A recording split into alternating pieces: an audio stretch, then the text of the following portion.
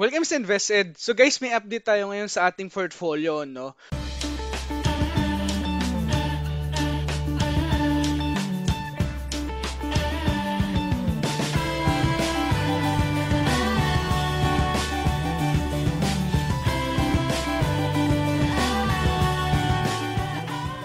Gagawin natin, ibebenta na natin to yung ating pool positions kay PLC. Okay? So kasi nakikita natin dito na meron tayong intrinsic value sa kanya na nasa 0.42.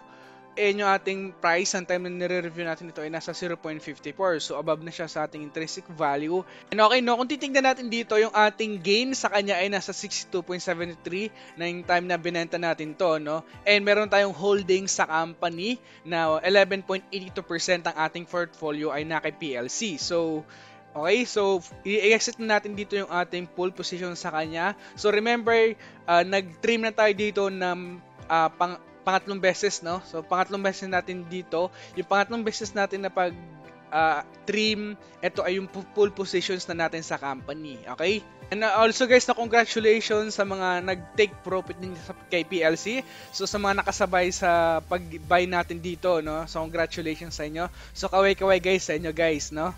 And also, no, kung titignan natin dito yung comparison ng free cash flow per share versus sa earnings per share, nakikita natin na negative na yung free cash flow per share ng company.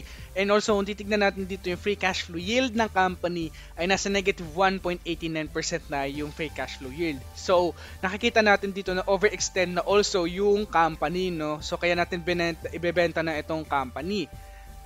Okay, so pero no, kapag yung company bumaba ulit sa aking margin of safety, I will consider buy this company ulit, no? Pero for now, I will sell na my position, all my position dito sa company. And also guys, nang bago ko makalimutan, no, may idadagdag ako na additional 2 stocks ngayon this month sa portfolio ko, no? So abangan nyo guys yung dalawang stocks na i-add ko sa aking portfolio. And kakatapos ko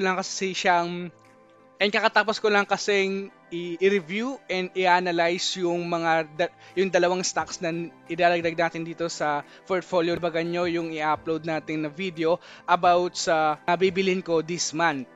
And bakit ko bibilin yung dalawang stocks na mababanggit natin in the next coming videos. So, no, itatakil din natin dito sa next video natin yung strategy na gagawin ko, no, sa dalawang stocks na bibilhin ko. Okay, so congratulations again, congratulations sa mga nakasabay na bumili dito sa PLC.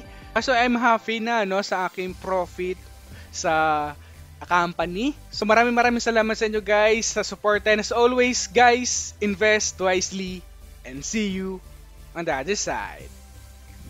Hello guys, maraming salamat sa panonood. Sana marami kayo natutunan sa video na to. So kung hindi pa kayo nakaka-subscribe, so please subscribe and hit the notification bell para updated kayo sa mga videos na parating at marami pa kayong matutunan sa channel na ito. Maraming salamat!